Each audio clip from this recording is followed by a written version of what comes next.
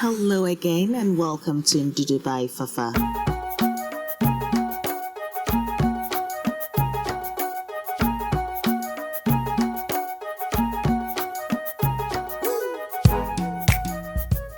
Thank you again for joining me for another exciting episode. And today on the menu, I do have my Piri Piri sauce or the Piri Piri marinade.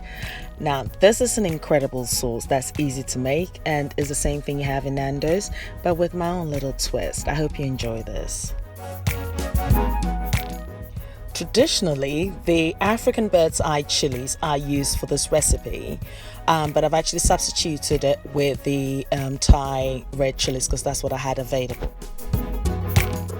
Piri Piri sauce originates from Portugal and it's also prevalent in Angola, Namibia, Mozambique and South Africa. It's usually made from crushed chilies, citrus peel, onion, pepper, salt, lemon juice, bay leaves, paprika, pimento, basil, oregano and tarragon. Recipes do vary from region to region, but the common ingredients are usually chili, lemon, oil and red bell peppers, and I'm actually making my own with a twist. Now the difference between the sauce and the marinade is the sauce is actually cooked, so it becomes like a dipping sauce, and the marinade is left raw, and you can marinate your meat or your preferred meat or chicken in it. Find the transcript, including the list of ingredients for this recipe, on my website fafagilbert.com. Let's start cooking. De-seed your red peppers by cutting it in half and actually taking the seeds out. Wash it and then dice it into lovely little cubes. Now, to give my sauce that smoky taste, I'm actually placing my griddle pan on a medium heat for about 5 minutes, and then actually just add my red peppers to it. I'd also add the onions and then the garlic. So I will slow grill this for about 5 minutes on each side, and now I'm going to tend to my chilies. Now you can reduce the amount of chilies you use for the sauce. You can actually use about 10 pieces for a milder tasting Piri Piri sauce or 20 pieces for a hotter one, and I'm going for the hotter one. So now that this is grilling, I'll just turn it over, and as I said earlier that you grill it for 5 minutes on each side, and I'm going to show you a little trick to retain its smokiness. Once you've grilled it for 5 minutes on both sides, turn the heat off and cover it with your foil. This will trap in the smoke and leave it for about 10 minutes. And in my situation, dance away whilst the infusion takes place.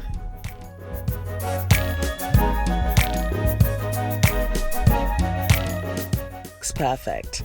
Now to a blender, add all your ingredients. That's the red peppers, the garlic, onion, as well as your red chilies, and then add about 30 grams of your chopped fresh thyme.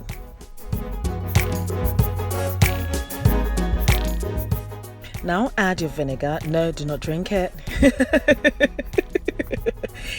And then some salt to taste. Add your olive oil. And avoid being clumsy at all times. I notice I've actually got half a lemon there, and I'm actually just going to use this. I do not want any waste. So this is optional, but then again, don't waste any food. At this stage, I noticed that I've got some dried maize that I actually got from the shops the other day, and I'm so excited to use this. This is like my twist. And here you have it, and I'm just going to add it to it.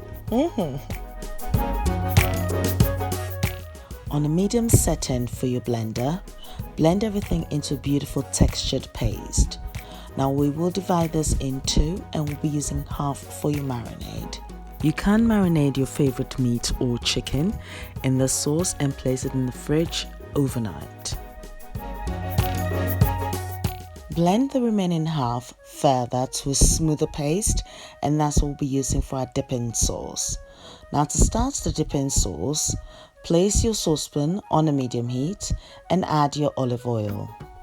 Add your blended smooth paste and actually fry gently for about 3 to 4 minutes.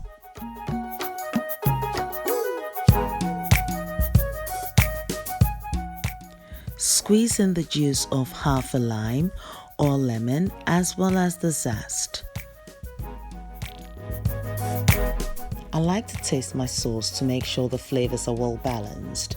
Now at this stage, I'm actually going to add 1 teaspoonful of smoked paprika. You can add your smoked paprika as well when you actually blended all the ingredients together, but I choose to do it this way as well, but either way it doesn't really matter. And then I'm just going to cook this gently for about a minute.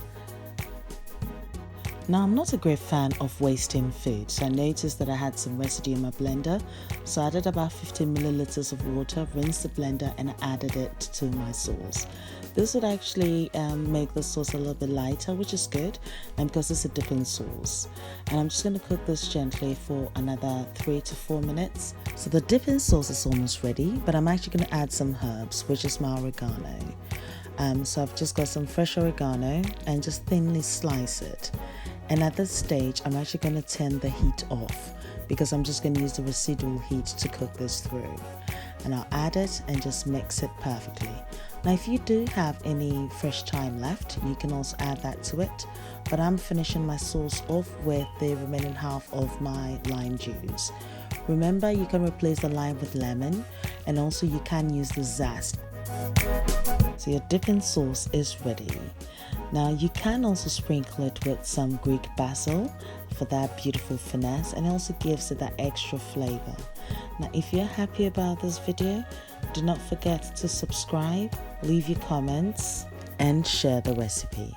Find the transcript for this recipe on my